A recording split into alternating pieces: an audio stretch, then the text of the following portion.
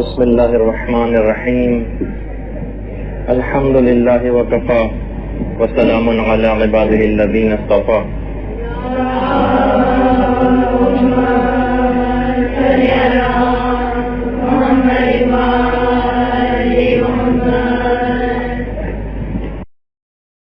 موت کے سلسلے کا درس نمبر 16. مختلف تفصیلات ہم بیان کرتے جا رہے ہیں اور ابتدائی طور پر جو گفتگو ہوتی ہے اس میں کچھ نہ کچھ اس قسم کی باتیں بھی بیان کی جاتی ہیں کہ جو اس سلسلے میں مددگار ثابت ہوں اس موضوع کو سمجھنے میں. روایات کے اندر جان دینے کا جو مسئلہ آیا ہے اس میں ہچکچاہٹ کا اظہار کرنا جب اسلام تقاضا کرے اس کو بھی بخل کہا گیا ہے. ایک تو بخل وہ ہے کہ اپنے مال کو خرچ نہ کرنا اور ایک ہے کہ اپنی جان کو بھی جب تقاضا ہو جائے اس کو انسان اگر خرچ نہ کرے تو اس کو بھی بخل کہا گیا ہے. جان دی ہوئی اسی کی تھی، حق تو یہ ہے کہ حق ادا نہ ہو. تو بہرحال پروردگار عالم جب کبھی تقاضا کرے اور اس وقت انسان جان نہ دے تو یہ بھی بخل کہا گیا ہے. اور اس چیز کو بھی بخل کہا گیا ہے جب کوئی چیز واجب ہو جائے اور انسان اس واجب کو ادا نہ کرے، اس کو بھی بخل کہا گیا ہے. آپ نے وہ شاید وہ روایت پڑھی ہو واقعات کربلا میں کہ جو تعویذ امام حسن علیہ الصلوۃ والسلام نے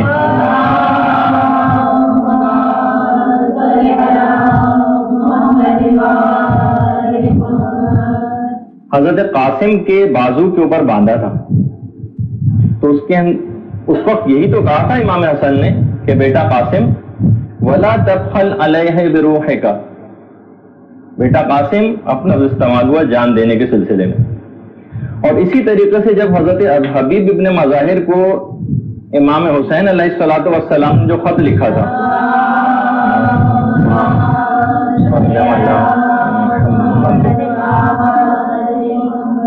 آپ کبھی کوشش کیجیے گا کہ پورا وہ خط اگر کبھی پڑھیں تو اس کے اندر بھی یہ بات مولانا نے کہی تھی. اور خط اس انداز سے شروع ہوا تھا کہ یہ خط حسین ابن علی کی طرف سے ہے مرد فقی حبیب ابن مظاہر کے نام. بعد حمد و صلات کے واضح ہو کہ جو قرابت ہمیں پیغمبر اسلام سے ہے آپ اغیار کی نسبت اس سے زیادہ واقف ہیں. اور اے حبیب آپ ایک غیرت دار انسان ہیں. دیکھیے جان دینے میں بہت ہیں حبیب ابن مظاہر کے نام خط میں اس میں بھی اسی بات کا تذکر آیا کہ اے حبیب جان دینے میں بخل سے کام نہ لینا، اس کی جزا ہمارے نانا پیغمبر اسلام آپ کو روز قیامت عطا کریں گے. اچھا جس وقت یہ خط ملا ہے حبیب کو اس وقت آواز جب یہ آئی تھی انا برید الحسین کہ میں حسین کا قاصد ہوں تو تکبیر کہتے ہوئے اٹھ کھڑے ہوئے تھے اور دوڑتے ہوئے دروازے پر جا کر امام حسین کے قاصد سے خط کو لیا تھا اور اسی انداز سے اٹھ کر گئے تھے جس طرح زہیر ابن قین کھانا کھانے کے دوران امام کا پیغام ملنے پر اٹھ کر گئے تھے. اچھا اب کیونکہ اس زمانے میں ابن زیاد کا بھی بڑا خوف تھا اور خود حبیب ابن مظاہر بھائی تھے، انہوں نے بھی قاصد کی آواز سن لی تھی، وہ بھی آئے اور کہنے لگے کہ اے حبیب کیا تم حسین کی نصرت کا ارادہ رکھتے ہو؟ تو اس وقت کیونکہ حالات ایسے تھے تقیت طرح کا جواب دیا یا توریہ کیا کہ ان کو حقیقت حال واضح نہ ہو سکے. حتیٰ کہ حبیب اتنا ایسا اس زمانے میں دور تھا، دیکھا کہ حبیب کسی پس و پیش سے کام لے رہے ہیں تو بیوی نے کہا کہ حبیب کیا آپ سے بیزار ہیں؟ حبیب نے کچھ اس انداز کا جواب دیا کہ جس سے یہ لگا کہ شاید حبیب نصرت امام کے لیے جانا نہیں چاہتے. تو بیوی نے اس وقت یہ جملہ کہا تھا تو پھر یہ مقنا آپ کے سر کے لیے زیادہ سزاوار ہے. کیا آپ نے حدیث رسول کر دی کہ میرے بیٹے حسن حسین جنت کے جوانان کے سردار ہیں، چاہے وہ قیام کی حالت میں ہو چاہے بیٹھے ہوئے ہو، چاہے وہ حالت جنگ میں ہو یا حالت امن میں ہو. کیا آپ نے چیز فراموش کر دی ہے؟ تو اس پر پھر حبیب نے مزید امتحان لینے کے لیے کہا کہ میرے بعد تمہارا کیا ہوگا؟ تو اس وقت حبیب کی زوجہ نے یہی بات کہی تھی، میں خاک پھانک لوں گی لیکن آپ نصرت امام سے باز نہ آئے۔ اچھا، جب اچھی طریقے سے امتحان لے چکے تھے حبیب اپنی بیوی کا، تو پھر الواضح کی اور اپنا پروگرام بتایا اور اس کے لیے دعائے خیر کی، اور یہ بھی بتایا کہ میری بھی یہی آرزو ہے۔ تو آپ نے دیکھا کہ کامل الایمان عورتیں اور بیویاں ایسی ہوتی ہیں جو اپنے شوہروں کی حق کے سلسلے میں جان کی قربانی دینے سے بھی اعتراض نہیں کرتی اور ان کی موت کی خواہش اور تمنا کرتی ہیں۔ معلوم تھا نا کہ مقصد کا آخری نتیجہ اس وقت صرف شہادت کی صورت میں برآمد ہوگا۔ اچھا، تو جب کربلا کے لیے پھر اجازت لینے کے لیے حبیب آئے تھے، دیکھیے کیونکہ ہم موت کے سلسلے کی ساری گفتگو کر رہے ہیں، آپ عمر کے آخری ایام نجف میں اعتکاف کرتے ہوئے گزار دیں، تو اس پر انیس نے شعر میں جواب دیا ہے حبیب کی طرف سے کہ فردوس میں جانا مجھے منظور ہے آقا، جنت تو ہے نزدیک نجف دور ہے آقا۔ نجف تو بہت دور ہے، آپ مجھے کہاں بھیج رہے ہیں؟ جنت تو میرے کربلا میں آپ کے ساتھ ہے۔ تو بہرحال یہی حبیب ابن مظاہر کہ جن کو علماء نے اصحاب امام میں سے، اور جس طریقے سے قرآن میں خنزیر کا بھی تذکرہ آیا ہے، کافروں کا بھی تذکرہ آیا ہے، شراب کا بھی تذکرہ آیا ہے، شیطانوں کا بھی تذکرہ آیا ہے، لیکن تب بھی آپ اس قرآن کو چومتے ہیں اور آنکھوں سے لگاتے ہیں، اسی طریقے سے یہی اصول خاک کربلا کے اندر بھی چلتا ہے۔ اس وجہ سے بھی ہم اسی وجہ سے ہم ان کی تعظیم بھی کرتے ہیں۔ اور ایک دفعہ ہوا کہ یہ تھا کہ کسی صاحب علم نے ایک دفعہ جب حبیب ابن مظاہر کو خواب میں دیکھا تھا تو ان سے یہی پوچھا تھا کہ آپ کی آرزو کیا ہے، آپ کیا چاہتے ہیں؟ تو حبیب نے یہی کہا تھا کہ میری آرزو ہے کہ اگر میں اس وقت زندہ ہوتا تو میں شریک غم ہو کر امام حسین کا ایکسپیکٹنسی اور عمر جو ہے وہ مردوں کی نسبت زیادہ بھی ہوتی۔ اچھا، اور اگر یہ بھی موجودہ جو سائنسی تحقیق ہے اس میں یہ بھی بات آنے لگی ہے کہ اگر کوئی شخص اس طریقے سے کھل کے مہینے میں کچھ دن رو لیا کرے تو الزر کا اور عارضہ قلب کا حملہ بھی اس پر سے بہت کم ہو جاتا ہے۔ ابھی اب نئی سے نئی ریسرچز اس سلسلے میں جو آ رہی ہیں۔ تو بہرحال اچھا، اب ایک چیز اس میں جیسے کہ ہم ایک آدھ ایسا سوال بھی اس کے اندر اٹھاتے ہیں جو موت کے سلسلے میں ہوتا ہے، اس میں ایک سوال یہ ہے کہ کیا ائمہ علیہم السلام کو اپنی موت کا علم ہوتا ہے؟ کیا ائمہ کو اپنی موت کا علم ہوتا ہے؟ تو دیکھیے، پیغمبر اسلام نے روایات میں یہ ہے کہ کم سے کم 100 سے زائد ایسے موقعوں پر 100 سے زائد ایسے موقع تھے جس میں پیغمبر اسلام نے امام حسین کی شہادت کی خبر دی تھی۔ بصائر الدرجات کے اندر بھی یہ روایت ہے۔ باقاعدہ 8ویں امام سے کسی راوی نے ایک دفعہ آ کر پوچھا تھا کہ مولا کیا امام کو علم ہوتا ہے اپنی موت کا؟ امام نے کہا تاکہ وہ تیاری مکمل کر سکے، اس کو اپنی موت کا علم ہوتا ہے۔ تو اس راوی نے پوچھا 8ویں امام سے کیا امام موسیٰ کاظم علیہ السلام کو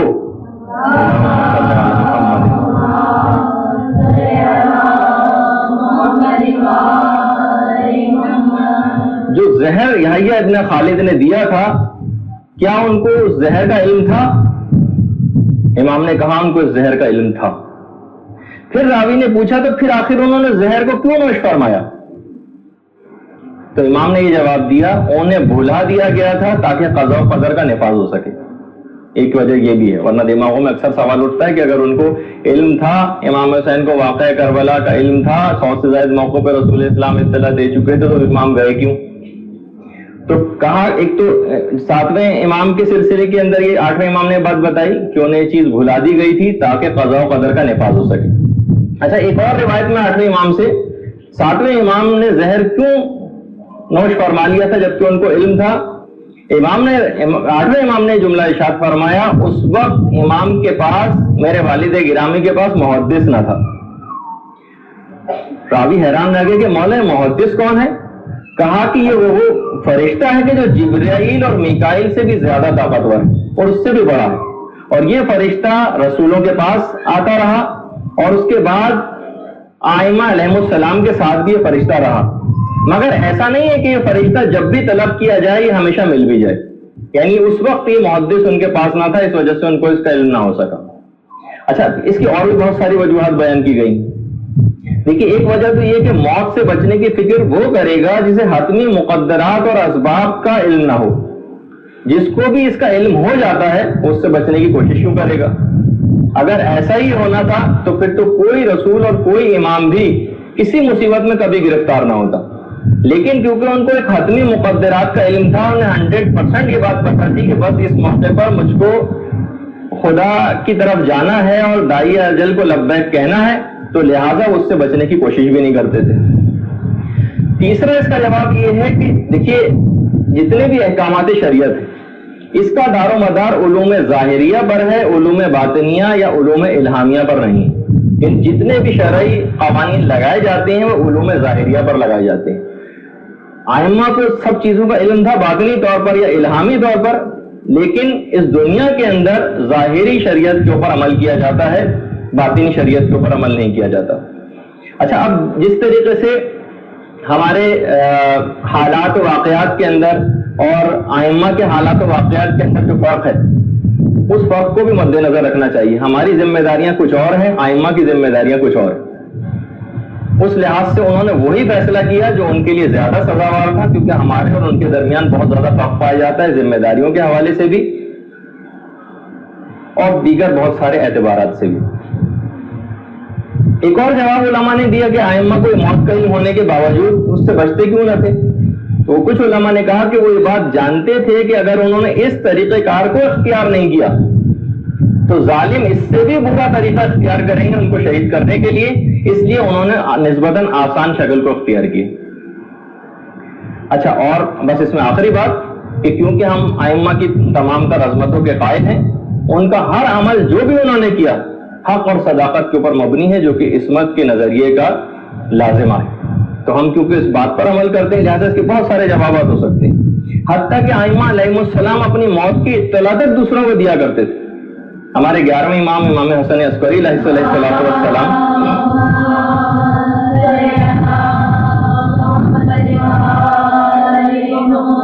کی والدہ گرامی فرماتی ہیں کہ میرے بیٹے ابو محمد نے مجھ کو بتایا تھا کہ سن 260 ہجری میں مجھ پر ایک عظیم مصیبت نازل ہوگی جس سے میری موت بھی واقع ہو سکتی. تو یہ بات سن کر میں اپنے بیٹے کی رونے لگی. تو بیٹے نے کہا کہ مادر گرامی آپ روئیں نہیں, یہ امر تو واقع ہو کر رہے گا. اور جب پھر ماہ سفر میں میرا بیٹا نہیں آیا تو میں پریشان ہو گئی. نہ دن میں مجھے سکون ملتا تھا نہ مجھے رات کو کوئی چین آتا تھا, اور میں جبل کی وادیوں میں بار بار جاتی تھی اور ہر آنے جانے والے سے پوچھتی تھی کیا میرے بیٹے کی کوئی خبر آئی, کیا میرے بیٹے کی کوئی خبر آئی, یہاں تک کہ یہ سلسلہ آپ کی شہادت کی اطلاع تک جاری رہا. تو ائمہ امام نے اپنی شہادت کی اطلاع بھی اپنی والدہ گرامی کو بھی دی تھی. اسی طریقے سے 11ویں امام نے اپنی شہادت کی اطلاع اپنے خادم کو بھی دی تھی اور کہا تھا یہ خطوط تم مدائن لے جاؤ اور 15 دن کے بعد جب تم واپس آؤ گے تو میرے گھر سے گریا ازاری کی آوازیں بلند ہو رہی ہوں گی اور تم سنو گے اس وقت کہ میرا جسم تختہ غسل کے اوپر ہے. ابو الادیان نام تھا امام کے اس غلام کا, تو اس خادم کا. تو ابو الادیان نے پوچھا کہ مولا پھر آپ کے بعد کون امام ہوگا؟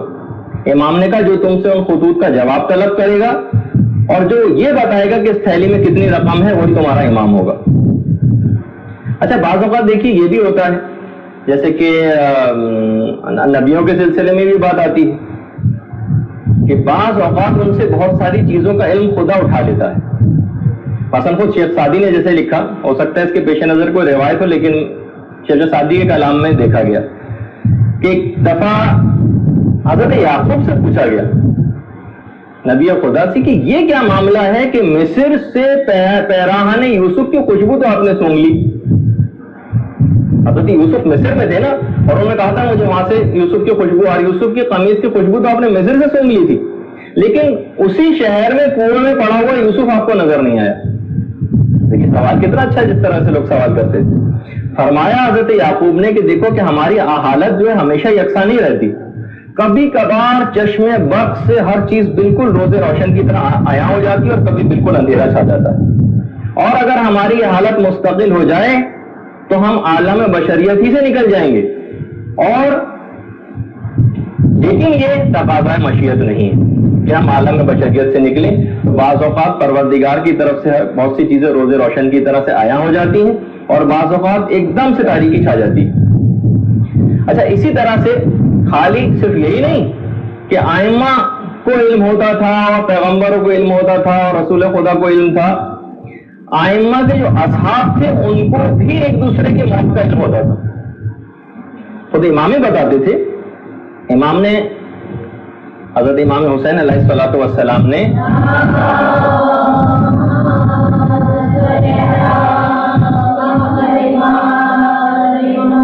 اپنے اصحاب کو بتا دیا تھا کہ دیکھو میرا 6 ماہ تک ذبح کر دیا جائے گا، یہ تک زندہ نہ بچے گا. تو زہیر کو اندیشہ ہوا، زہیر ابن قین کو، کہ پھر آخر جب اتنا 6 ماہ کا بچہ تک ذبح کر دیا جائے گا تو پھر نسل امام کا کیا ہوگا. تو چوتھے امام بات بیان فرماتے کہ زہیر اور حبیب نے میری طرف اشارہ کر کے امام سے پوچھا کہ مولا پھر علی ابن حسین کا کیا ہوگا. امام نے فرمایا خدا میری نسل کو ہرگز بھی منقطع نہیں کرے گا، اور سجاد تک دشمن کس طرح سے پہنچیں گے جبکہ یہ 8 اماموں کے باپ ہیں. درود بھیج دیجیے محمد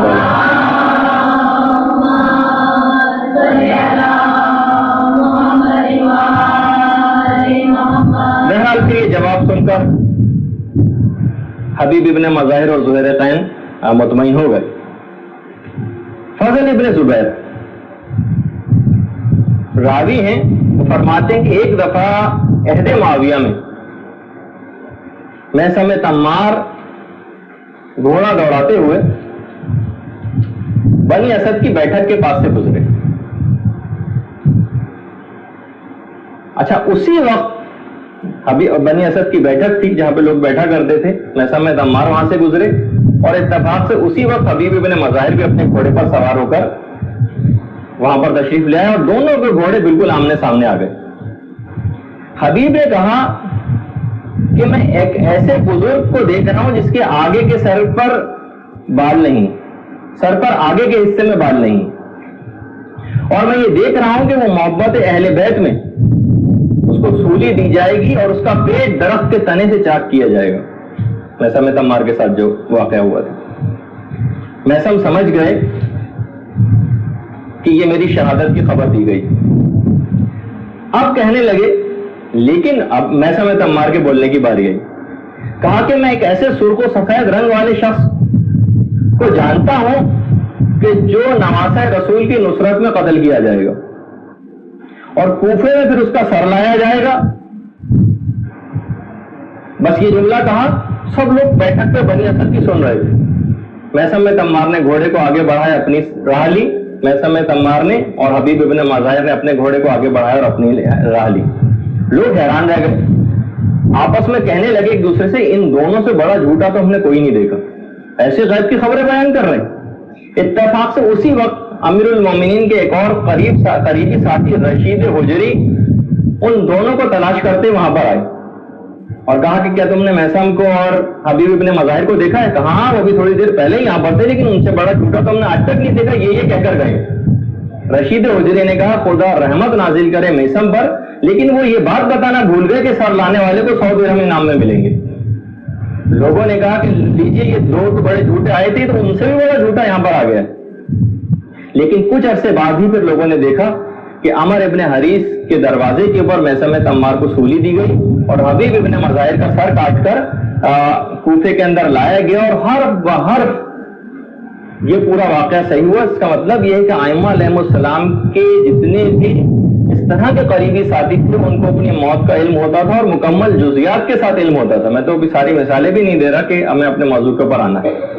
تو اس بات سے بھی آپ اندازہ لگائیے کہ اس کے باوجود جان دینے کا ایسا جذبہ کہ باقاعدہ اس درخت کو پانی دیا جا رہا ہے جس کے متعلق یہ بات کہی جا رہی تھی کہ یہاں پر تم کو سولی دی جائے گی اور وہ روزانہ اس درخت کو آ کر پانی دے رہے ہیں. تو یہ اس قسم کا ایک سوچ کامل الایمان لوگوں کے پاس سامنے آ جاتی ہے اور ان کو دماغ میں وہ بات رہتی ہے کہ جب اس کا موقع آ جائے تو جان دینے میں بخل اور کنجوسی سے کام نہ لے اور پروردگار کی دی ہوئی چیز ہے اسی کو واپس کر دیں. اچھا اب آ جائیے اس تمہید کے بعد اور 2 سوالات کے سلسلے میں جو جوابات دینے کے بعد اب ہم آ جاتے ہیں اپنے اس موضوع کے اوپر کہ جو ہم ترتیب وار بیان کر رہے ہیں. وحشت قبر کا ہم تذکرہ کر رہے تھے اور سلسلے میں نماز وحشت قبر کا بھی تذکرہ آیا تھا, اور گفتگو کے آخر میں ہم نماز وحشت قبر سے متعلق 2 سوالات کے آپ کے جوابات وہ بھی آپ کو دے دیں گے. کچھ آپ کے سوالات کے جوابات تحریری طور پر یہاں پہ رکھ دیے جائیں گے میز پر, وہ آپ بعد میں اٹھا سکتی ہیں. تو دیکھیے, وحشت قبر کی ایک اور وجہ تنگی قبر بھی ہے, تنگی قبر. لیکن کیونکہ ہر چیز کا دفعیہ اور حل شریعت اسلام کے اندر بتا دیا گیا ہے, تو یہاں بھی تنگی قبر سے بچنے کے جو اعمال ہیں کہ انسان کو ایک جو وحشت ہوگی قبر سے, اس کی تنگی کی وجہ سے بھی ہوگی کہ جو شخص بھی شعبان کے مہینے میں 10 روزے رکھ لے گا, اس کی قبر 70 ہاتھ تک وسیع ہو جائے گی, اور تنگی کی وجہ سے جو اس کو وحشت ہونی تھی وہ دور ہو جائے گی. جو شخص بھی شعبان میں 10 روزے رکھ لے گا. اچھا, اسی اعتبار سے جو ہم روایات کے اندر پڑھتے ہیں کہ حضرت عیسیٰ اپنے حوارین کے ساتھ جب ایک دفعہ نکلے تھے اور ایک قبر کے اوپر پہنچے تھے, تو لوگوں نے دیکھا کہ اس قبر کے اوپر کچھ لوگ پہلے سے موجود ہیں اور جو کہ قبر کی تنگی اور وحشت کا تذکرہ کر رہے ہیں. تو حضرت عیسیٰ نے ان کو سکون اور اطمینان دینے کے لیے فرمایا کہ تم قبر کی بات کرتے ہو, تم تو اس سے بھی تنگ تر جگہ کے اندر رہ چکے ہو اپنی ماں کے پیٹ میں. مقصد ان کا یہ تھا کہ جب تم ماں کے پیٹ میں اتنا عرصے تک رہ لیے, اس تنگی کے باوجود تو اس قبر کے اندر بھی تم تنگی کے باوجود رہ سکتے ہو, پروردگار عالم تم پر رحم کرے گا. ایک باقاعدہ ایک عالم کا جملہ ہے, انہوں نے کہا کہ جب ایک قبر میں ایک مردے کو دفن کیا جا رہا تھا, تو انہوں نے قبر کے اس مردے سے مخاطب ہو کر کہا تھا کہ وہ پروردگار جو ماں کے پیٹ میں بچے کے اوپر آسانی کرے گا اور کرتا ہے, وہ تم پر بھی آسانی کرے گا. تو بہرحال اس سے اتنا زیادہ گھبرانے کی کوئی ضرورت نہیں ہے. اسی اعتبار سے ایک اور بھی عمل اس میں بتایا گیا کہ جو ماہ رجب کے اعمال میں سے ایک ہے کہ جو شخص بھی رجب کے مہینے میں 27 روزے رکھ لے گا.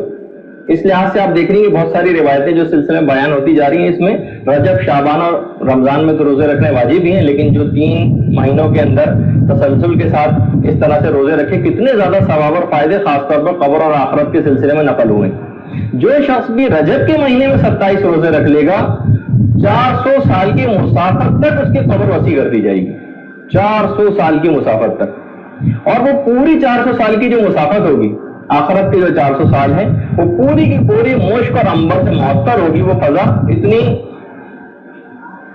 اتنی ایک طویل مدت تک بھی اگر انسان اس میں چلتا رہے 400 سال کی مسافت تک, تو وہ خوشبو ختم نہیں ہوگی. اچھا, اسی اعتبار سے قبر کے سلسلے میں ایک چیز اور بھی ہے, اور وہ ہے قبر کے کیڑے مکوڑے. ہمارے 5ویں امام محمد باقر علیہ السلام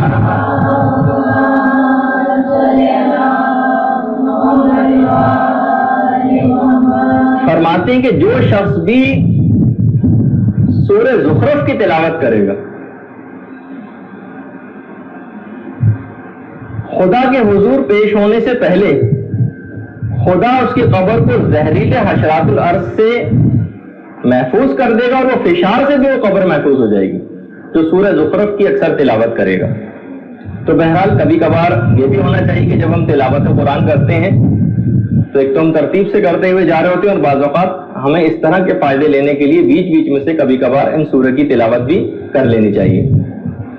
اچھا, اسی اعتبار سے تنگی کا تذکرہ آیا, وحشت کا بھی جو تذکرہ ہوا, اس کے بھی حل بتائے گئے.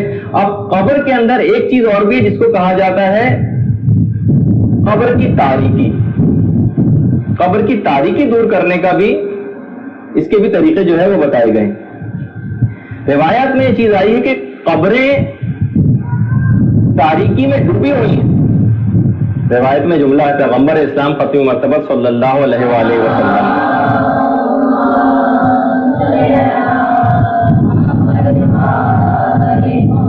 قبریں تاریکی کے اندر ڈوبی ہوئی ہیں, لیکن خدا میری دعا کی وجہ سے ان قبروں کو منور کر دے گا. تو ہمیں پیغمبر اسلام سے بھی یہ دعا کرنی چاہیے اور ان سے مخاطب ہو کر کہ وہ ہمارے لیے دعا کریں کہ ہماری قبریں بھی نورانی ہو جائیں، ان سے درخواست کریں۔ بہت ساری روایات ایسی ہیں کہ جس میں بہت سے ایسے اعمال کا بھی تذکرہ ہوا ہے جو قبر میں مزید تاریکی کا سبب بن جاتی۔ بہت سی روایات میں مثلا مسجد میں بے پرواہی کے ساتھ ہنسنا، ہنسی مذاق کرتے رہنا مسجد کے اندر، فضول قسم کا، اکثر جو پابندی سے جانے والے نمازی ہیں بعض اوقات ان کی نگاہ میں اتنی عظمت نہیں رہ پاتی مسجد کی، تو فضول قسم کے مذاق بھی مسجد میں ہونے لگتے ہیں۔ تو یہ بھی کہا جاتا ہے کہ مساجد کے اندر جا کر فضول مذاق میں مشغول ہونا یہ قبر میں تاریکی کا سبب ہے۔ اچھا، اسی طرح سے وحشت قبر دور ہونے کا ایک اور طریقہ بھی بتایا گیا ہے روایت میں، اور وہ ہے بیماروں کی عیادت کرنا۔ انسان باقاعدہ نیت کر کے جائے تاکہ اس کو بیماروں کی عیادت، ایک تو ہم اس وجہ سے اکثر جا رہے ہوتے ہیں کہ اگر ہم نہیں گئے تو وہ کیا کہیں گے کہ بھئی وہ دیکھنے نہیں آئے، اس کے اندر خدا کا اتنا خیال نہیں آ پاتا۔ خدا کا خیال رکھتے ہوئے، ان روایات کو مد نظر رکھتے ہوئے، احادیث کو دماغ میں رکھتے ہوئے عیادت کے لیے جائیں تو پھر یقیناً بہت زیادہ اس کا ثواب اور فائدہ ملے گا۔ اور خود مولا کائنات فرماتے ہیں کہ پیغمبر اسلام ختم مرتبت نے یہ بات ارشاد فرمائی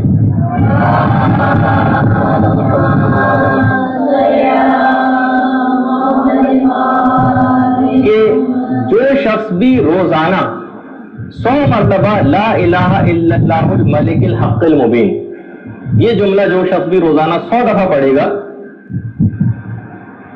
اس کی قبر وہ ایک تو فقر سے محفوظ ہو جائے گا، یعنی کوئی پیسے کی کوئی تنگی اس کو زندگی میں نہیں ہوگی، وحشت قبر اس کو ہرگز بھی نہ ہوگی، باقاعدہ پیغمبر اسلام کا جملہ، وحشت قبر اس کو ہرگز نہ ہوگی، اور جنت کے دروازے اس کے لیے کھول لیے جائیں گے۔ دیکھیے اتنے، اور کتنا کوئی مشکل بھی نہیں ہے، 5 منٹ کے اندر 100 دفعہ انسان پڑھ سکتا ہے، جب کتنا زیادہ اس کا فائدہ بھی ملنے والا ہے۔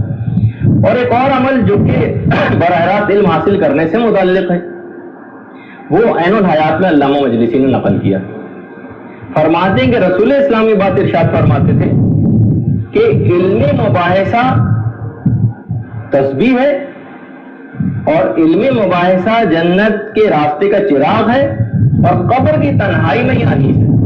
یعنی باقاعدہ جیسے ہم کہہ بھی چکے ہیں کہ علم تو قبر میں ایک شکل اختیار کر کے آئے گا، تو پیغمبر اسلام فرماتے ہیں کہ یہ قبر میں آپ کا انیس اور ایک ساتھی کے طور پر ہوگا کہ جس سے دل بہلا ہو جائے۔ تو علم مباحثہ کرنا بجائے کہ انسان فضول گفتگو سے اپنی زبان کو آلودہ کرے، علم مباحث کے اندر اگر اپنے آپ کو لگائے تو وہ زیادہ بہتر۔ اچھا، قبر کی تاریکی کو دور کرنے کے لیے بہت ہی بہترین اور مجرب نسخہ بھی بتایا گیا، وہ ہے جس کو لوگ اکثر بڑی مشکل سے سنتے ہیں، وہ ہے نماز شب۔ نماز شب کو قبر کے لیے نور مہیا کرنے کی سب سے بہترین چیز قرار دیا گیا، اور ہمارے 8ویں امام کی جو روایت ہے اس سلسلے میں کہ جو شخص بھی نماز شب پڑھتا ہے اور اس کے قنوت میں 70 مرتبہ استغفار پڑھے گا، اس کو عذاب قبر سے پناہ دے دی جائے گی۔ نماز شب کے قنوت میں 70 مرتبہ استغفار پڑھنے والے کو۔ اور امام خمینی کے جو عرفان کے استاد تھے آیت اللہ جواد ملکی تبریزی، فرماتے تھے کہ سونے کے بعد ہر شخص کے اوپر نماز شب کے اٹھانے کے لیے جو فرشتے موکل کیے جاتے ہیں، جو کہ اس کو اٹھانے پر مامور ہوتے ہیں، عام طور پر انہوں نے فرمایا کہ جو اشخاص بھی نماز شب کے لیے اٹھتے ہیں وہ اس کو ایک اتفاقی بات یا اپنے الارم کی وجہ سے نہ سمجھیں، بلکہ فرماتے ہیں کہ 2 فرشتے موکل کیے جاتے ہیں جو اس کو نماز شب کے لیے اٹھاتے ہیں، اس کو، یعنی ان کی اس شخص کی وہ بیداری کوئی اتفاقی نہیں ہے بلکہ ملکوتی۔ آیت اللہ جواد ملکی فرماتے ہیں کہ ملکوتی بیداری تھی، اس کو آپ کسی اتفاقیہ طور پر یا کسی الارم کی وجہ سے نہ سمجھیے، وہ فرشتوں نے آپ کو اٹھایا نماز شب کے لیے، اور جب وہ شخص نماز شب کے لیے جس وقت وہ بیدار ہو جاتا ہے تو فرشتے اس کی مزید تائید کرتے ہیں اور اس کو مزید تقویت پہنچاتے ہیں۔ اور ہر شخص کو چاہیے، جواد ملکی فرماتے ہیں، ہر شخص کو یہ بات چاہیے کہ وہ اٹھنے کے بعد نماز شب کے ان دونوں فرشتوں کو سلام کرے کہ جنہوں نے یہ خدمت ایک انجام دی ہے اور اس کو نماز شب کے لیے اٹھایا ہے۔ اچھا، اب ہم تھوڑا سا برزخی زندگی کی طرف آتے ہیں۔ ابھی تک ہم نے وحشت قبر کا تذکرہ کیا، تنگی کا تذکرہ کیا، تاریکی کا تذکرہ کیا، اس میں روشنی کر دینے والے اعمال کا تذکرہ کیا، اس طرح کے بہت سارے ہم اعمال کا تذکرہ کرتے جائیں گے۔ اب ہم آ جاتے ہیں جو ایک برزخی زندگی ہے وہ کس طرح سے شروع ہوتی ہے اور برزخ کی زندگی ہے کیا چیز۔ اچھا، آج کی حد تک تو ہم تھوڑے سے اس پہ مزید گفتگو کریں گے کہ برزخی زندگی کیا ہے، برزخ کے اندر جسم ہمارا کس نوعیت کا ہوگا۔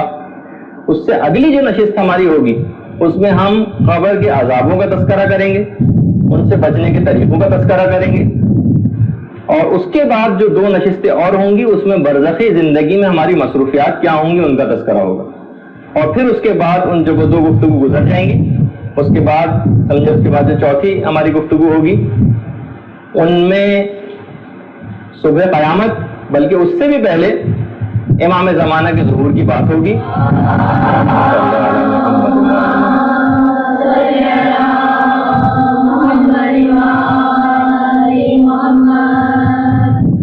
اور پھر امام زمانہ کے ساتھ اٹھائے جانے کا تھوڑا سا تذکرہ ہوگا، اگرچہ ہم اس میں تفصیل میں نہیں جائیں گے کیونکہ بالکل ایک الگ موضوع، اور اس کے بعد پھر قیامت کا دن اور قبروں سے اٹھائے جانے کی کیفیات اور اس کے بعد کے مراحل، قبر کے سے وہ معاملہ پھر آگے بڑھ جائے گا۔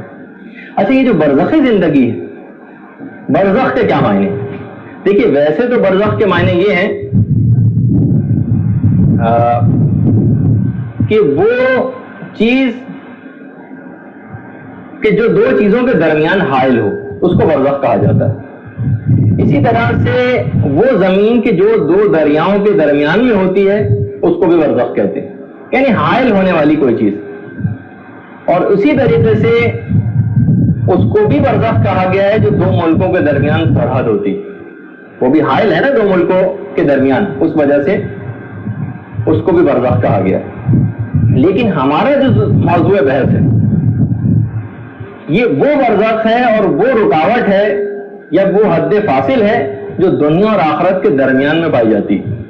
دنیا سے ہم گزر گئے اور آخرت کے اندر قیامت کی بعد کی زندگی اور اس کے درمیان کا جو مرحلہ ہے اور جو فاصلہ ہے اس فاصلے کو برزخ کہا گیا ہے۔ اچھا، سورہ مومن کی جو 100ویں آیت ہے وہ بھی آپ جا کے قرآن میں دیکھیے گا، وَمِن وَرَائِهِمْ بَرْزَخٌ إِلَىٰ يَوْمِ يُبْعَثُونَ۔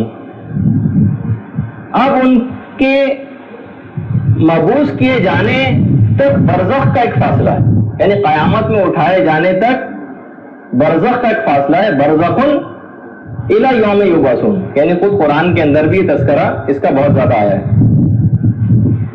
دوسرے الفاظ میں جب نکیرین کی عدالت ختم ہو جائے گی، منکر و نکیر کی عدالت جب ختم ہو جائے گی تو اعمال کی بنا پر، جس طرح سے عدالتوں کا بھی نظام آپ کے دماغ میں ہوگا، عدالت کے ختم ہونے کے بعد ملزم کو اس طریقے سے کوٹھڑی میں سکونت اختیار کروائی جاتی ہے اور وہاں پر اس کے جرم کے مطابق اے بی اور سی کلاسز دی جاتی ہیں اور اس کے مطابق اس کو مراحت ملتی ہیں۔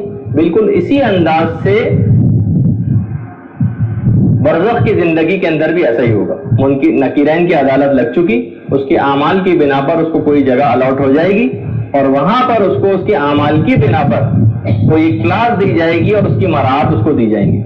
اگر اس کی فائل اچھی نہ ہوئی تو اس کو قید بامشقت کی زندگی برداشت کرنا پڑے گی، یہاں تک کہ اس قید کو بھگتنے کے بعد پھر اس کو دیگر مراحت دی جائیں گی۔ چوتھے امام کی جو حدیث ہے بہت مشہور کہ ان القبر، قبر کے متعلق جو بات بیان فرمائی ہے، روضۃ من ریاض الجنہ وحفرۃ من حفر النیران، جنت کے باغوں میں سے ایک باغ ہے یا جہنم کے گڑھوں میں سے ایک گڑھا۔ معصومین، دیگر معصومین سے بھی یہ روایت آئی ہیں۔ تو اچھا، پیغمبر اسلام بھی جو جملہ ارشاد فرماتے تھے وہ بھی اسی انداز کا تھا کہ جو بھی شخص مر جاتا ہے قیامت تو اس کے لیے برپا ہو ہی جاتی۔ احیاء العلوم میں امام غزالی نے بھی اس روایت کو لکھا ہے۔ تو بہرحال سمجھیں کہ آپ کی قیامت تو اس کے ساتھ ہی شروع ہوگی۔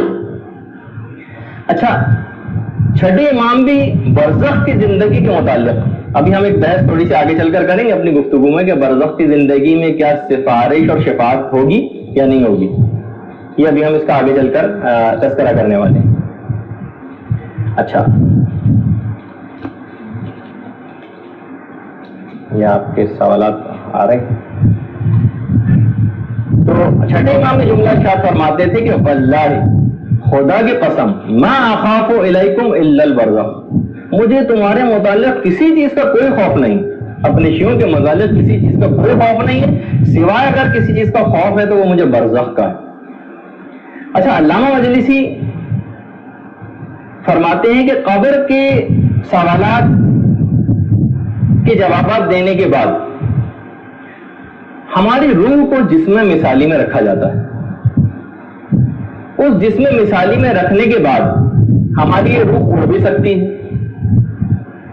اور مسافات بعیدہ کو چشم زدن میں طے بھی کر سکتی ہے، بہت دور دور تک اس کی پہنچ ہو جاتی ہے پھر روح کی چشم زدن میں۔ انوار نعمانی میں علامہ مجلسی کا قول کہ ہماری روح کو جسم مثالی میں رکھا جاتا ہے، اس کے بعد اس روح کے اندر اڑنے کی صلاحیت بھی پیدا ہو جاتی، اور یہ بہت بعید مسافتوں کو بھی، دور دور کی مسافتوں کو چشم زدن میں آنکھ پلک جھپکتے میں یہ طے کر سکتی۔ اچھا، علامہ مجلسی تو یہ بھی بات بیان فرماتے تھے کہ خواب میں جو ہمیں خواب آتے ہیں، ہماری روح جسم مثالی کے قالب میں چلی جاتی ہے۔ کہ جو ہم خواب دیکھتے ہیں نا، علامہ مجلسی فرماتے تھے کہ ہماری جو روح ہے یہ جسم مثالی میں چلی جاتی ہے، کہ نیند کے وقت ہمارا جسم تو وہی بستر پہ ہوتا ہے، یہ جو مادی جسم ہے، لیکن روح جسم مثالی میں ادھر سے ادھر سیر کرتی پھرتی، جو آپ واقعات اس کے اندر پڑھتی بھی۔ تو فرماتے ہیں علامہ مجلسی کہ عالم خواب کے واقعات اس پر شاہد ہیں کہ حالت خواب میں ہماری روح جسم مثالی کے اندر چلی جاتی۔ اچھا، اتنی بات اور بتا دی جائے جو کہ اصول کافی کے اندر بھی، کہ خواب لوگوں کو آنے کب سے شروع ہوئے۔ دیکھیے، ابتدا میں روایتوں میں کہ لوگوں کو خواب نہیں آتے تھے، لیکن جب انبیاء نے جب تبلیغ کرنی شروع کی، برزخ کی زندگی کی تبلیغ کی، قبر کی زندگی کی تبلیغ کی، اور ثواب و عذاب کے متعلق بتایا گیا، تو کوئی شخص بھی ان کی اس بات کو ماننے کو تیار نہیں ہوتا تھا۔ بڑی انبیاء کو بڑی مشکلات پیش آتی تھی، لوگوں کو کیسے سمجھائیں کہ یہ سب چیزیں ہوں گی۔ وہ کہتے تھے کہ آخر جب سب کچھ ختم ہو جائے گا تو ہمارے جسموں کو، ہماری روحوں کو کس طرح سے عذاب دیا جائے گا، ان کی سمجھ میں یہ بات نہیں آتی تھی۔ تو پروردگار نے ان اعتراضات کو دور کرنے کے لیے خوابوں کا ایک سلسلہ شروع کیا۔ لوگ جب سو کر اٹھتے تھے اور اپنے خواب ایک دوسرے سے بیان کرتے تھے کہ ہم نے یہ خواب میں دیکھا، یہ خواب میں دیکھا، تو پھر اس کے بعد نبی خدا کے پاس لوگ آئے تو نبی خدا نے یہ بات کہی کہ خدا نے تمہیں خواب دکھا کر یہ سمجھایا ہے کہ مٹی میں ملنے کے بعد بھی عذاب اور ثواب دینا ویسے ہی ممکن ہے، اور یہ بھی ممکن ہے کہ تم جسم کے ساتھ محو خواب ہو زیر زمین، اور اس کے ساتھ ساتھ ہی اس کے باوجود بھی کسی شخص کی چیخیں نکل رہی ہو جس طرح خواب میں ہوتا ہے۔ ہم خواب کے اندر جس طریقے سے چیخ رہے ہوتے ہیں باقاعدہ، اسی طریقے سے کسی بھی شخص کے ساتھ مرنے کے بعد اس کی جو روح ہے جسم مثالی کے اندر رکھ کر اور اس کو عذاب بھی دیا جائے گا، اور اسی جسم مثالی کے اندر اس کو ثواب بھی دیا جائے گا۔ اچھا، اب ایک چیز اور، کیونکہ ہم بہت سی باتیں اس میں حل کرتے جا رہے ہیں تاکہ آپ کے سامنے ایک چیز آئے کہ یہ جسم مثالی کے متعلق آپ کے بہت سارے سوالات پچھلی دفعہ آئے تھے کہ آخر یہ جسم مثالی کیا ہے، بہت سے لوگوں کو سمجھ نہیں آیا۔ رسول کافی کے اندر بھی روایت ہے، فی قالب کا قالب ہی فی الدنیا، اسی دنیاوی جسم جو آپ کے دنیا کے اندر ہے بالکل ویسے ہی شکل جسم مثالی کی بھی۔ اور ایک حدیث کے اندر تو یہاں تک اس کا تذکرہ آیا ہے کہ ہیئۃ الاجساد، بالکل اسی طریقے سے جس طرح سے آپ کا اس دنیا کے اندر جسم ہے نا، بالکل برزخی جسم بھی ویسا ہی ہے۔ علامہ مجلسی نے بہار الانوار کی 6 جلد کے اندر یہ بات کہی ہے کہ روایات اس کے اوپر شاہد ہیں کہ ہمارا یہ جسم بالکل برزخی جسم جو ہے بالکل اسی جسم کی مانند ہے، اور اسی وجہ سے جو برزخی جسم ہے اس کو عالم رویا اور عالم خواب سے بھی تشبیہ دی گئی، یعنی جس طریقے سے کہ انسان سویا ہوتا ہے اسی طریقے سے وہ جسم بھی ہوگا، اور اسی کے اندر بھی اس کو نعمتیں دی جا رہی ہوں گی اور اسی میں اس کو عذاب ہو رہا ہوگا۔ کسی ایک چھٹے امام سے ایک سوال آ کے پوچھا تھا، تب پوچھا گیا کہ مولا ہم نے یہ سنا کہ کچھ لوگوں کا یہ عقیدہ ہے کہ مومنین کی ارواح کو کچھ خاص پرندے ہیں جو عرش کے اطراف میں پائے جاتے ہیں، ان کے پیٹ میں مومنین کے ارواح کو رکھا جاتا ہے۔ اچھا آپ یہ حیران ہوں گے کہ یہ ایسا نظریہ نہیں، یہ اہل سنت کا جو موجودہ جو جتنے بھی اہل سنت ہیں ان کے تمام علماء کا نظریہ یہی کہ ارواح کو سبز رنگ کے پرندوں کے فوٹو میں رکھا جاتا ہے۔ اس زمانے سے خیر یہ نظریہ چلا آ رہا ہے، تو امام نے ارشاد فرمایا ایسا ہرگز بھی نہیں ہے۔ مومن خدا کے نزدیک کہیں زیادہ عزیز اور گرامی ہے کہ خدا اسے پرندوں کے پیٹوں کے اندر رکھے، بلکہ ولیکن فی ابدانے کا ابدانہم، یہ جملہ ہے امام کا، البتہ اس کی روح پرانے بدنوں کی مانند بدنوں کے اندر رہے گی، اس طریقے سے اس دنیا کے اندر رہتی ہے۔ پھر امام نے یہ بات بھی ارشاد فرمائی کہ جو ارواح ہیں یہ اس برزخی جسم کے اندر کھاتی بھی ہیں، پیتی بھی ہیں، نعمتوں سے لطف اندوز بھی ہوتی ہیں، وہ جو برزخی جسم ہوتا ہے۔ اور اگر کوئی ان کے جسموں کو دیکھ لے تو وہ ان کو ان کی اصلی صورتوں سے پہچان لے گا۔ ایسا نہیں کہ ان کی صورتیں کچھ چینج ہو جائیں گی، بالکل جو جس طرح سے ہمارے موجودہ جسم ہے، بالکل جس طرح دنیا کے اندر ہے، وہ مثالی جسم بھی بالکل ویسے ہی ہوگا۔ اچھا دیکھیے جسم مثالی ایسا نہیں، سائنس بھی اب اس کو ماننے لگی۔ جسم مثالی کو سائنس کی زبان میں ہمارے جو آج کل آورا کہا جاتا ہے، AURA، اس کے متعلق جو بات کہی جاتی کہ شعاعوں سے مل کر بنا ہے، اور باقاعدہ اگر آورا کے نام سے آپ گوگل امیجز پہ جا کر سرچ کریں انٹرنیٹ پہ تو آپ کو سائنسی لحاظ سے اس کی پکچر بھی دکھائی جا سکتی ہے، اور بہت ہی حساس کیمروں سے اس کی تصاویر تک لی گئی کہ جسم جو ہے جسم مثالی یہ شعاعوں سے بنا ہے اور یہ اس وقت بھی موجود ہے۔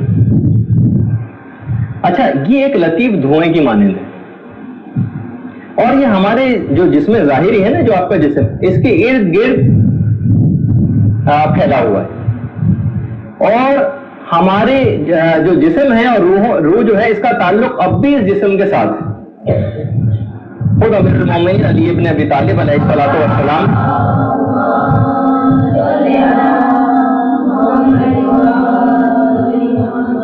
فرماتے ہیں کہ یہ ایک لطیف دھوئیں کی مانند یہ جسم ہے، جسم مثالی، اور یہ اس جسم سے اس قدر مشابہ ہے کہ کوئی اگر اس کو دیکھ لے تو وہ فوراً کہہ دے گا یہ تو وہی شخص ہے، اس قدر مشابہ جسم۔ میں نے جیسے کہ ابھی کہا کہ حساس کیمروں سے اس کی تصاویر لی جا چکی ہیں۔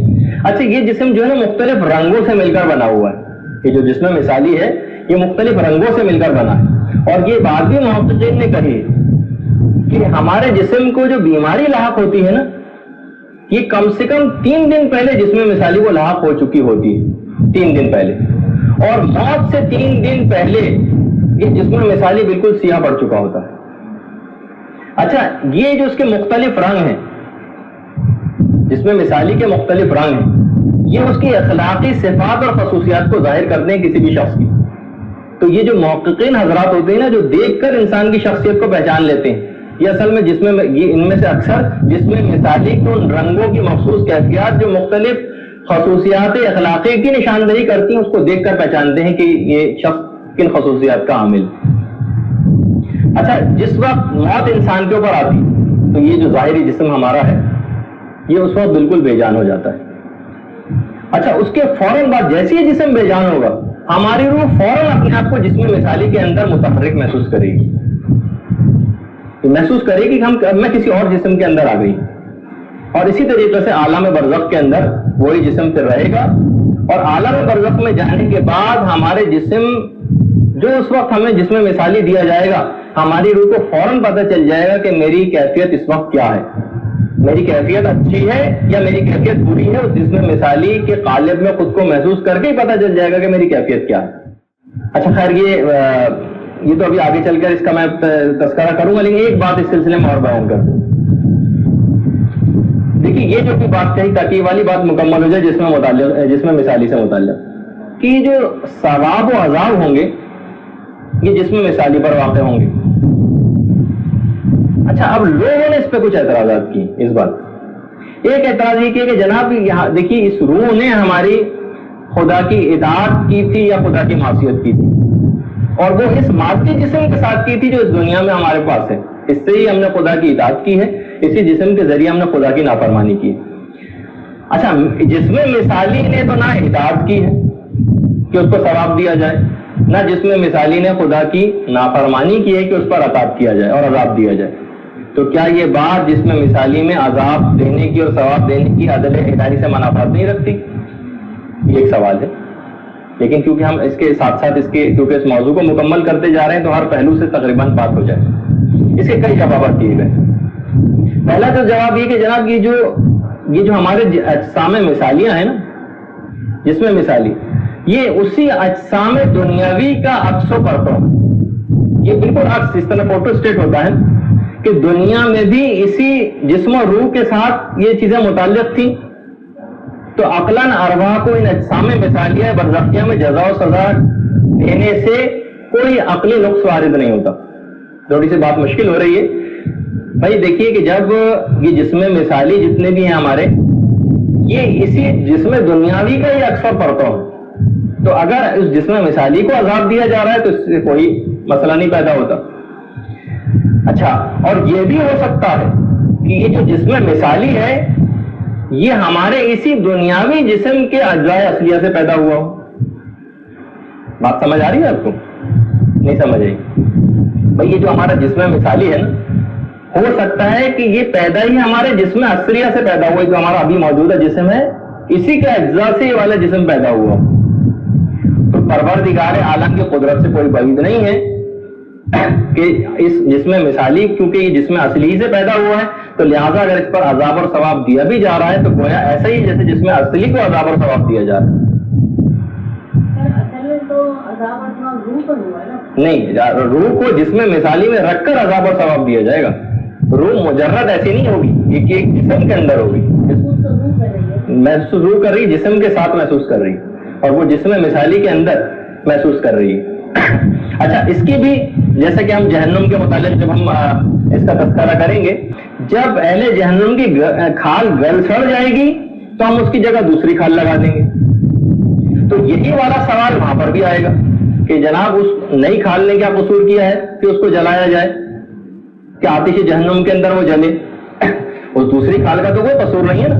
تو اس کا جواب بھی یہ دیا کہ وہ دوسری کھال پیدا کی جائے گی وہ اس پرانی اصلی کھال کے ہی مادے سے پیدا کی جائے گی، تو اس وجہ سے اس کو جلانا ایسے ہی جیسے جسم اصلی کو جلانا۔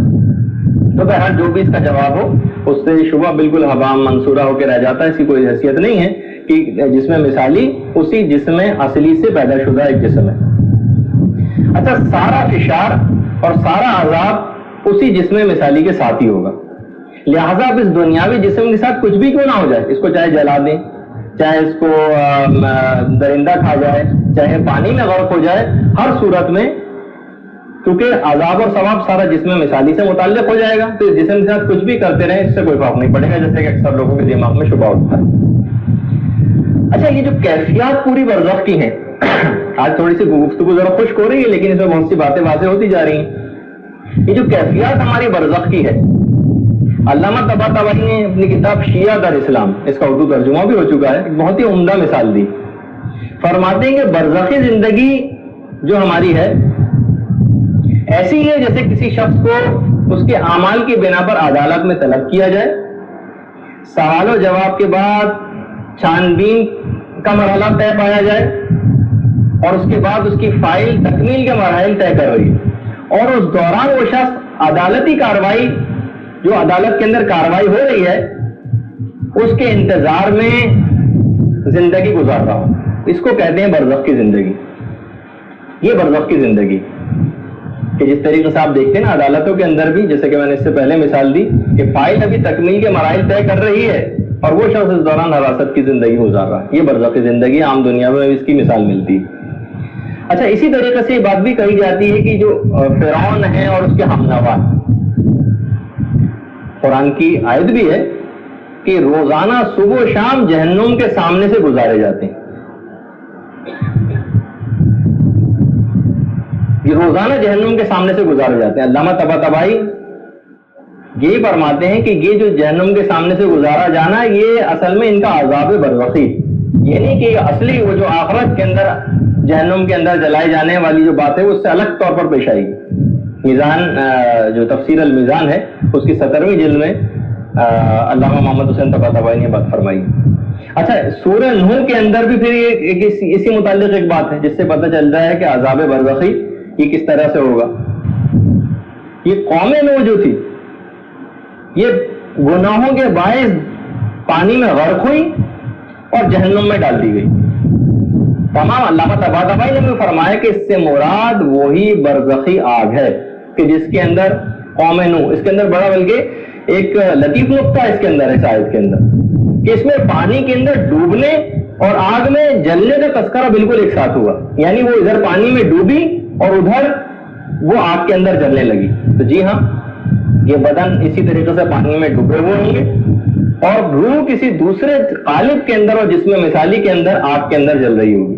جس طریقے سے لوگ اپنے جسموں کے ساتھ سو جاتے ہیں لیکن خواب کے اندر وہ کوئی تکلیف محسوس کر رہے ہوتے ہیں, اسی طریقے سے اس طرح سے کہا جاتا ہے شہداء کے متعلق بھی کہ شہید جو ہے وہ قتل ہو گئے ہیں مگر ان کو تم مردہ گمان بھی نہ کرنا, وہ زندہ ہیں, بلکہ روایتوں میں ملتا ہے کہ خوشیاں ان کا نصیب ہے, وہ نعمتوں سے فائدہ اٹھاتے ہیں, باقاعدہ ان کی ایک برزخی زندگی ہے. اچھا جب گناہگار جب برزخی عذاب دیکھیں گے نا, جب برزخ کے اندر ان کو عذاب دیا جانا شروع ہوگا تو اس وقت وہ اسی وقت پکار کر کہیں گے پروردگار میرے لیے قیامت کا محشر برپا نہ کرنا. یعنی اس عذاب کو دیکھتے ہی ان کی حالت خراب ہو جائے گی. اچھا یہ جو برزخ کے جو مختلف عذاب ہیں ان کو مختلف جانور تک سنتے. خود جابر بن عبداللہ انصاری سے بھی روایت ہے کہ امام محمد باقر نے پیغمبر اسلام کے حوالے سے ارشاد فرمایا,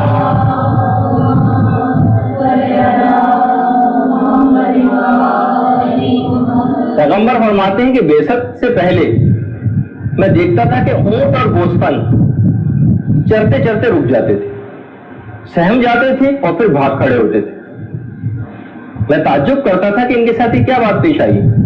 بعثت کے بعد جبریل نے مجھ کو یہ بات بتائی کہ جب بھی کوئی کافر مرتا ہے تو اس کو اس قدر برزخ میں مارا جاتا ہے اور اس قدر اس کو کوڑے پڑتے ہیں کہ تمام مخلوقات اس سے وحشت کرتی ہیں اور اس سے سنتی ہیں سوائے جن اور انسان کے. یہ ان کو یہ بات پتہ نہیں چلتی. تو میں نے پھر یہ کہا, پیغمبر اسلام فرماتے میں نے کہا یقیناً پھر وہ حیوان جو اچانک ڈر کے بھاگ کھڑے ہوتے تھے یقیناً وہ اسی عذاب کو سن کر بھاگتے تھے. خود مولا یہ بات ارشاد فرماتے ہیں کہ جو چیزیں میں نے دیکھی اگر تم ان کو دیکھ لیتے تو تم گھبرا جاتے, سراسیمہ اور مضطرب ہو جاتے. تم لوگ پھر اگر وہ چیزیں دیکھ لیتے تو حق کی بات سنتے اور عمل کرتے. لیکن بہرحال خدا کی مصلحت ہے کہ اس نے بہت سی چیزیں آپ سے پوشیدہ رکھی ہیں اور قریب ہے کہ وہ پردہ اٹھا دیا جائے. یعنی یہ سب چیزیں فوراً مرنے کے بعد پتہ چل جائیں گی اور ہماری عقل بالکل کامل ہو جائے گی. اچھا آپ کو سوال پھر آ گیا کہ کیا زمانہ جو برزخ ہے کیا اس میں شفاعت ملے گی؟ یہ ایک سوال ہے کہ کیا زمانے برزخ میں یا عالم برزخ میں فلسفہ شفاعت کوئی عمومیت رکھتا ہے؟ یعنی ہر ایک کو شفاعت مل جائے گی, ہر شخص کو آ کر امام اس طریقے سے معاف کروا دیں گے؟ تو اس پہ علماء نے ایک جملہ ارشاد فرمایا, فرماتے ہیں کہ ضروری نہیں ہے کہ ہر کسی کو سفارش اور شفاعت ملے, یہ ضروری نہیں.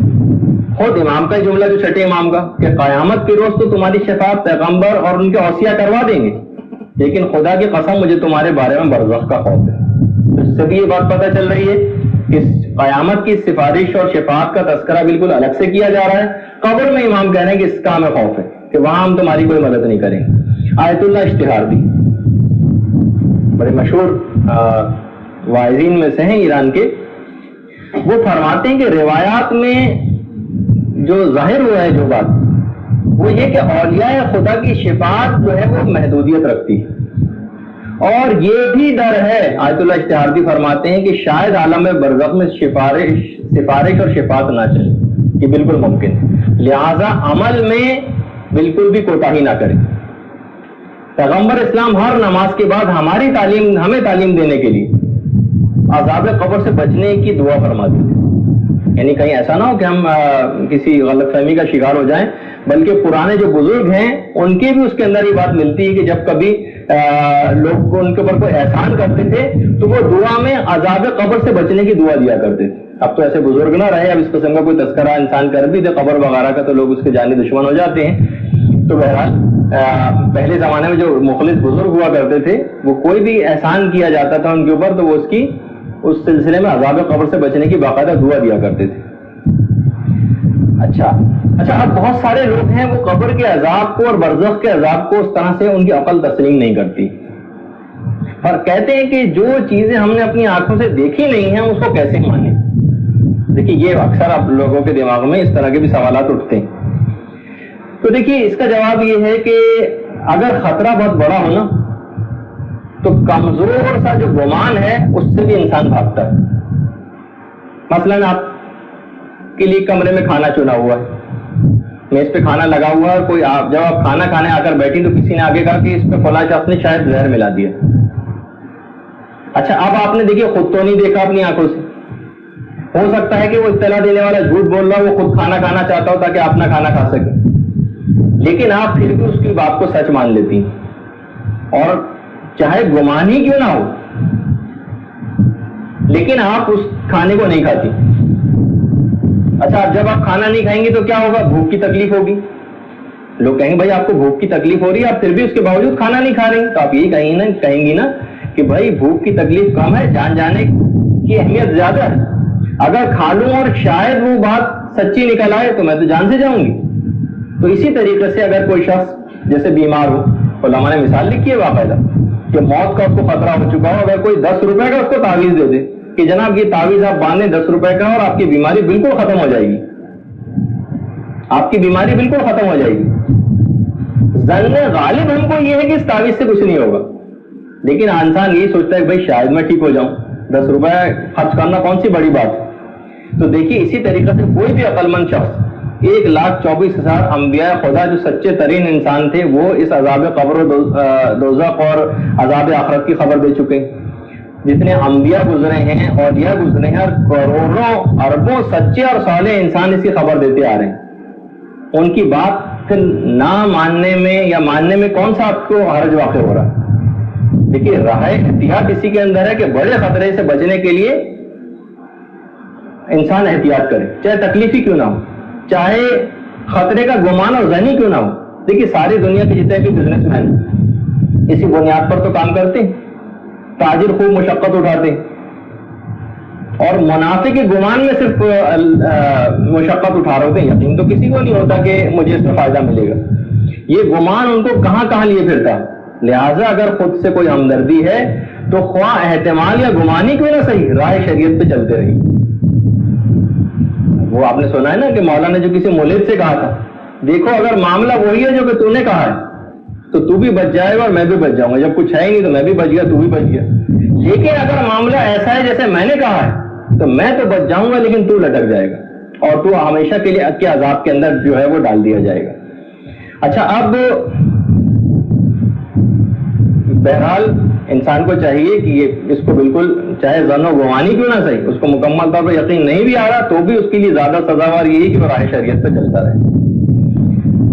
اچھا اب ایک بات اور کہی گئی ہے کہ ابھی میں اس کی کیونکہ تفصیل میں آج ہو سکتا ہے اس پہ جانے کا ہمیں موقع نہ مل سکے, لیکن ہم آئندہ عذاب قبر کے اسباب کیا ہیں اور ان سے بچنے کے طریقے کو اگلی دفعہ تذکرہ کریں گے. لیکن ابھی تھوڑا سا ایک چیز آپ کو بتا دی جائے کہ دیکھیے قبر کے اندر جو بھی راحت ہوگی اور قبر کے اندر جو بھی عذاب ہوگا اس کا سارا دار و مدار دنیا سے دل لگانے یا اس سے روگردانی پر منحصر ہے.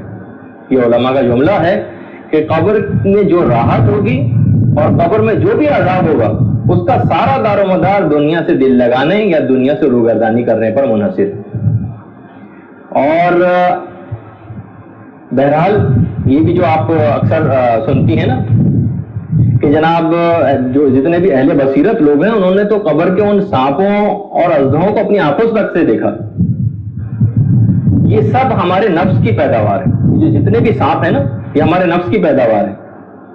یہ اژدہے جو قبروں کے اندر آئیں گے یہ ہمارے مرنے سے پہلے بھی موجود ہیں. وہ جو جملہ ملتا ہے نا جو شیخ سعدی کا کہ شیخ سعدی کی والدہ نے اس سے کہا بیٹا جاؤ آگ لے کر آؤ کھانا پکانا. شیخ سعدی نہیں گئے کہ کہاں سے میں آگ لے کر آؤں. آخر ماں نے تنگ آ کر کہا کہ بیٹا جاؤ جہنم سے جا کر لے آؤ. تو شیخ سعدی نے اپنی ماں سے کہا کہ والدہ گرامی جہنم میں تو کوئی آگ ہے ہی نہیں, وہ تو سب انسان اس دنیا سے لے کر جاتے ہیں. تو بہرحال جو روایات کے اندر بھی یہ چیز آئی ہے کہ جو قبر کے اندر جو 99 اژدہیں ہیں، قبر کے اندر جو 99 اژدہوں کا تذکرہ آیا ہے، اور ہر اژدہے کے 9 منہ ہیں، اور اتنے ہی یہ بھی جملہ ملتا ہے کہ ان کے سروں کی تعداد اتنی ہے جتنی انسان کے برے خصائل اور اخلاق کی تعداد ہوتی ہے. یعنی قبر میں جتنے بھی سانپ ہوں گے نا، وہ جتنے بری خصلتیں اور عادتیں ہمیں اس دنیا کے اندر پائی جاتی ہیں، وہ سارے کے سارے انہی عادات پر مشتمل ہوں گے. مثلا یہی حسد، یہی کینہ، یہی ریاکاری، یہی مکر و فریب، فساد، عداوت، بغض و عناد، حب جاہ و شہرت، یہ سارے وہ والے اژدہے ہوں گے جو اس دنیا کے اندر بھی موجود ہیں. یہ پہلے بھی تھے لیکن انہوں نے کاٹنا اب شروع کیا. کبھی یہ دنیاوی جاہ و حشم کا عشق وہ ان کو اس وقت اژدہا بن کے کاٹ رہا ہوگا، کبھی مال و دولت کی محبت سانپ بن کر ڈنک مار رہی ہوگی، اور کبھی گھر مکان اور رزق حرام کی الفت بچھو بن کر ڈس رہی ہوگی. یہ جملے ہیں علماء کے. اچھا دیکھیے، تھوڑی بہت تو دنیا سے محبت وہ تو چل جاتی ہے. وہ جو جملہ بھی مشہور ہے نا، بلکہ جو کسی شاعر کا شعر بھی ہے کہ سراپا آرزو ہونے نے بندہ کر دیا مجھ کو، وگرنہ ہم خدا تھے گر دلے بے مدعا ہوتے. تھوڑی بہت تو خواہش ہمارے اندر پائی جائے گی اس دنیا کے اندر آنے کے بعد، لیکن اس قدر اس خواہشات دنیا کو ہم اپنے اوپر حاوی کرتے چلے جائیں، اس قدر حاوی کرتے چلے جائیں کہ وہ ہمارے تمام عالم آخرت ہی کے اوپر اس کو خراب کرنے پر تل جائے، تو وہ ناقابل برداشت ہے شریعت کی نگاہ میں. تو بہرحال اس کے اندر ایک بات، ہم اس ذکر کو ابھی روکتے ہیں سوائے 2 سوالات کے جو نماز وحشت قبر سے متعلق تھے. تقریباً ویسے بھی 15 منٹ باقی ہیں، لیکن اس کے فوراً بعد ایک دوسرا آپ کا لیکچر ہونا ہے، مجھے بھی ایک اور لیکچر دینا ہے، تو تھوڑا سا میں بھی کچھ آرام کر لوں گا اور آپ لوگ بھی پانی وغیرہ پی لیجیے گا. صرف 2 سوال نماز وحشت قبر سے متعلق اور انشاءاللہ اگلی دفعہ سے ذرا جو خاص طور پر جو برزخی زندگی کی مصروفیات ہوں گی وہ آپ لوگوں کے لیے بڑا دلچسپی کا باعث ہوں گی کہ آخر اتنا بڑا پیریڈ عالم برزخ میں گزارا کیسے جائے گا. اس میں حتیٰ کہ جو برزخی زندگی کے اندر پکنک کے پروگرامز ہوں گے وہ بھی انشاءاللہ آپ کی خدمت میں عرض کیے جائیں گے، اور واقعی میں آپ کو تفصیل بتاؤں گا اس وقت آپ کو معلوم ہوگا. نماز وحشت قبر کے متعلق جو ایک سوال پوچھا بھی گیا، اور وہ یہ کہ اکثر ایسا ہوتا ہے کہ کوئی عزیز اور رشتہ دار ہمارا امریکہ میں کسی جگہ انتقال کر جاتا ہے. اچھا، یہاں ہمارے ہاں رات ہوئی ہوتی جبکہ وہاں پر دن ہوتا، تو اس وقت وہ نماز وحشت قبر کیسے پڑھی جائے گی؟ اچھا، اس میں حل تو بہرحال آسان ہے کہ بنیت رجا ہم یہاں پر بھی اس رات کو بھی نماز پڑھ سکتے ہیں. رجا کی نیت بس ایک کرنا ہوگی امید ثواب میں، یعنی اس میں باقاعدہ حکم خدا کی بجاوری کی نیت نہ ہو، جو فل فلیج مستحب کی نیت ہوتی ہے، یہ والی نیت نہ کریں، بلکہ رجا کی نیت کریں. رجائے مطلوبیت کی نیت سے نماز وحشت قبر پڑھیں تو اس کا ثواب انشاءاللہ آپ کو مل جائے گا، اور مردے تک بھی اس کا ثواب پہنچے گا. اچھا، بعض اوقات یہ والا مسئلہ یہاں پر بھی پیش آ جاتا ہے کہ مردہ تو رات کو انتقال کر گیا، لیکن پہلی رات کسی وجہ سے وہ دفن نہیں ہو سکا، اس کی لاش جو ہے وہ سب خانے کے اندر رکھی رہی، کسی رشتہ دار کا انتظار ہو رہا ہے، اور اس کے بعد پھر اگلے دن اس کو دفن کیا جا رہا ہے. تو جو پہلی رات تھی مردے کی تو وہ تھی جب وہ مثلا دوپہر میں اس کا انتقال ہوا، رات میں دفنایا نہیں جا سکا، تو پہلی رات تو وہ کاؤنٹ ہو گئی ایک لحاظ سے. تو اب یہ نماز وحشت قبر کب پڑھی جائے گی؟ کیا اس رات پڑھ سکتے ہیں، یا یہ کہ جب وہ دفن ہو جائے گا وہ والی جو رات آئے گی اس رات کو پڑھنا ہے؟ تو اس میں 2 طریقہ کار بتائیں گے. دیکھیے، پہلا طریقہ تو یہ ہے کہ ایک نماز تو دفن کی رات سے ہی مخصوص ہے، چاہے دفن تاخیر سے کیوں نہ کیا جائے، اگلے 1 دن بعد، 2 دن بعد، 3 دن بعد دفن کیا جا رہا ہے. ایک نماز وحشت قبر کا طریقہ تو وہ ہے جو دفن سے مخصوص ہے. وہ تو طریقہ وہی ہے کہ جو الحمد کے بعد آیت الکرسی پہلی رکعت میں، اور دوسری رکعت میں الحمد کے بعد 10 مرتبہ انا انزلناہ فی لیلۃ القدر کا سورہ کی تلاوت. یہ مخصوص دفن والی رات سے متعلق وحشت قبر کی نماز ہے، چاہے دفن تاخیر سے ہی کیوں نہ کیا جائے. یہ والا طریقہ آپ اس وقت اختیار کریں جب مردہ دفن ہو جائے، اور اس کے بعد جو رات آئے اس رات کے متعلق یہ بات آئی ہے کہ یہ والی روایات جو جس بات کی شاہد ہیں کہ یہ والی جو نماز ہے یہ دفن سے متعلق ہے۔ اچھا، دوسرا طریقہ نماز کا وہ ہے جو مرنے والی رات سے مخصوص ہے، دفن سے مخصوص نہیں، بس جس میں مردہ وہ جو شخص جو مرا ہے اس وہ والی جو رات ہے، اس کا ایک الگ طریقہ ہے، اس یہ والی نماز وحشت قبر کی نماز کا۔ اس میں پہلی رکعت میں الحمد کے بعد 2 مرتبہ سورہ اخلاص پڑھنی ہوتی ہے، اور دوسری رکعت میں الحمد کے بعد 10 مرتبہ سورہ الہاکم التکاثر پڑھنی ہوتی ہے۔ اس کا کوئی تعلق دفن سے نہیں، یہ مرنے، جب وہ شخص کوئی شخص مرا ہے تو اس کی وہ پہلی رات جو ہوگی، چاہے اس رات کو دفن نہ بھی ہوا ہو، اس رات کو یہ والی نماز وحشت قبر اس طریقے سے پڑھی جائے۔ اور جب وہ تاخیر سے اگر دفن ہو رہا ہے تو دفن کے بعد بہتر ہے کہ دونوں طریقوں کو جمع کر لیا جائے، پہلی رات بھی یہ پڑھ لی جائے اور دفن کے بعد وہ دوسرے طریقے سے جو سب سے زیادہ رائج طریقہ ہے اس میں اس طریقے سے نماز پڑھ لی جائے۔ تو اب دوسری رکعت میں الحمد کے بعد 10 مرتبہ سورہ الہاکم التکاثر۔ تو آج کی ہفتہ گفتگو اختتام پذیر ہوئی، سوالات بھی کافی آ گئے، انشاءاللہ میں تحریر طور پر ان کے جواب دے دوں گا۔ والسلام علیکم ورحمۃ اللہ وبرکاتہ۔